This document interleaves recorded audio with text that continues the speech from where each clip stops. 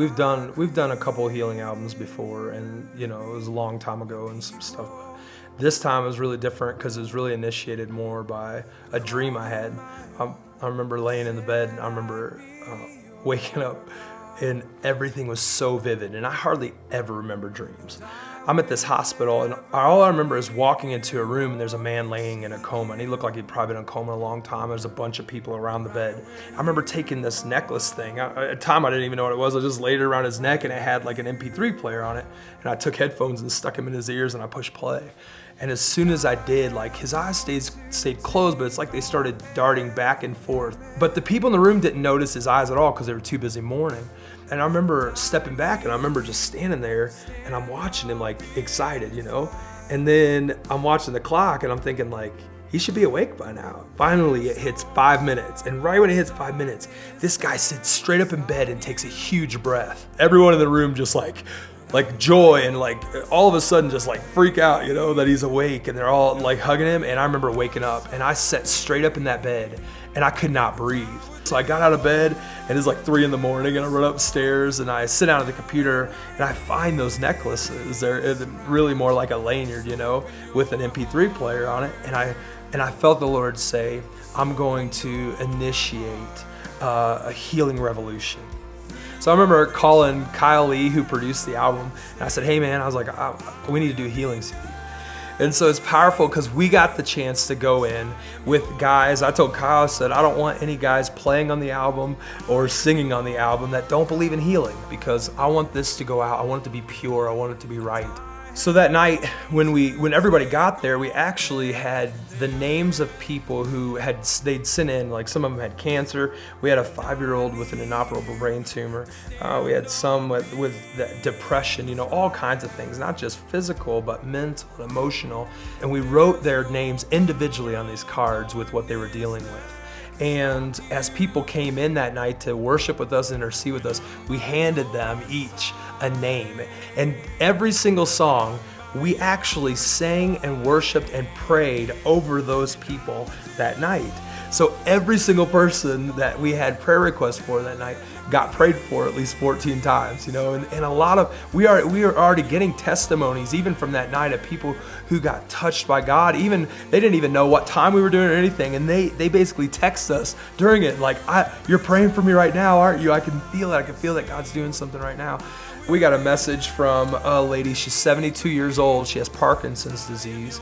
She's been dealing with it for 5 years, and she's on 15 medications. And she felt God say that God was supposed to play our music in her house nonstop. And so she just put it in. She just started playing it and just let it play. She went to her neurologist. We just got a message from her neurologist, said, you should not be on any medications. He said, because you don't have any signs or symptoms of Parkinson's disease. I'll be there.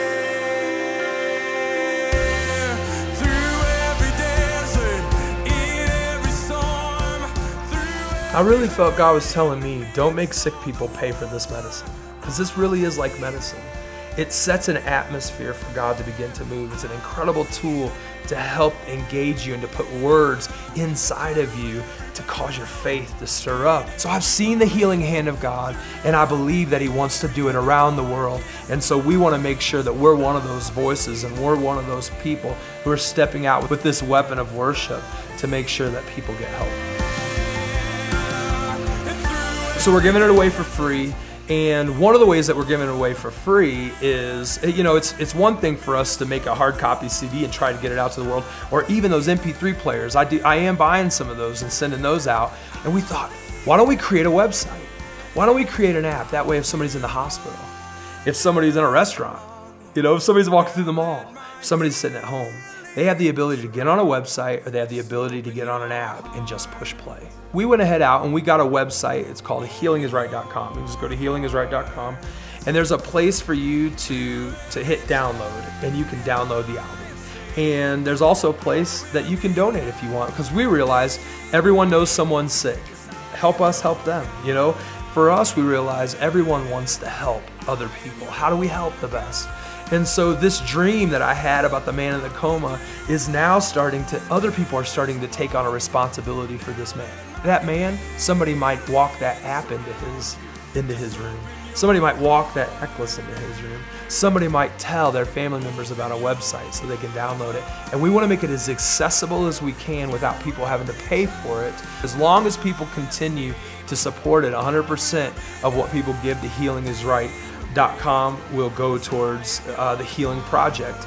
And so we just want to encourage people to be able to go and download this, and that way they can take that app and maybe they go to the hospital and maybe they meet someone that needs healing, and they can just push play and let healing set the atmosphere for them. Surround you, just open your heart. Just open your heart. 'Cause through every trial I'm stable. I will be nothing but faithful, 'cause I am your God. I am your God. And I have come to take off every limit.